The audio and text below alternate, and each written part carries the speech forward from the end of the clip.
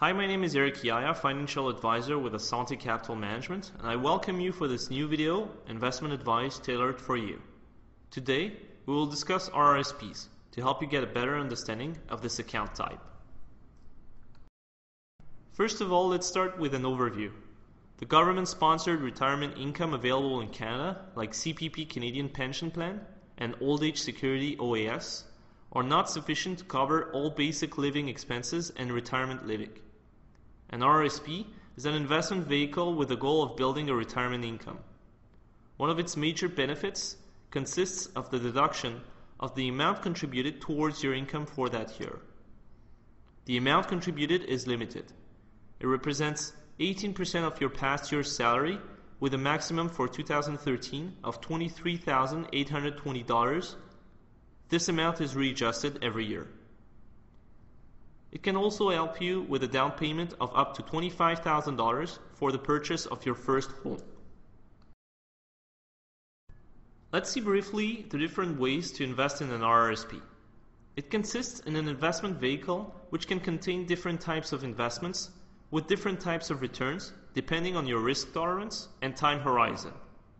This means it can contain GICs as well as mutual funds, stocks, or bonds. Don't hesitate to discuss this with your financial advisor. Let's try to illustrate the idea of a contribution into an RRSP. Let's start with the tax filing claim in 2011. The client receives this notice of assessment a few weeks later. A sample is on the screen. At the bottom of the screen, in the red circle, is the maximum amount the client can contribute for 2012.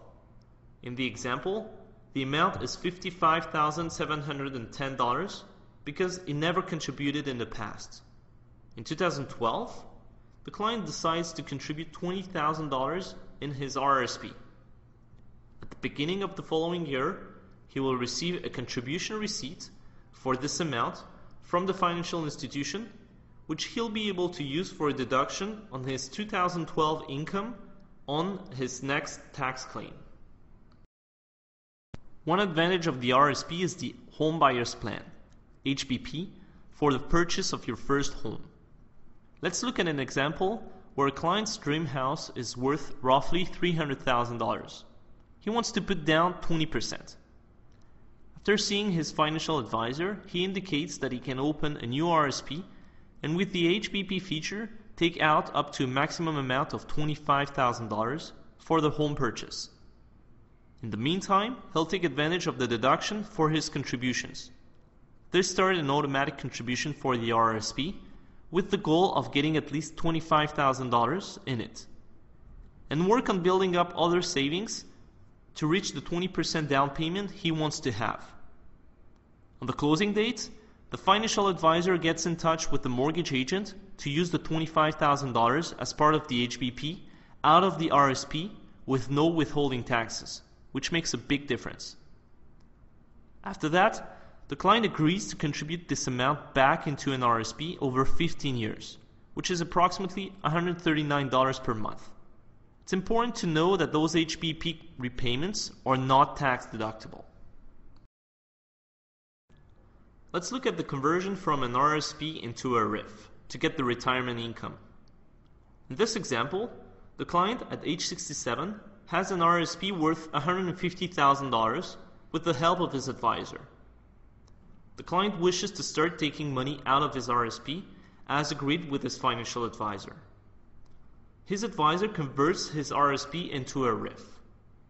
The client will be able to take a predetermined minimum annual payment amount without withholding tax, either monthly or annually depending on the client's preferences. The minimum annual payment is calculated every year based on the market value and the client's age. Because he's retired, his marginal tax rate is lower. As a result, the minimum annual payment will be taxed at a lower rate. Now let's look at an example of when an RRSP is not the ideal plan to withdraw from for emergencies before retirement.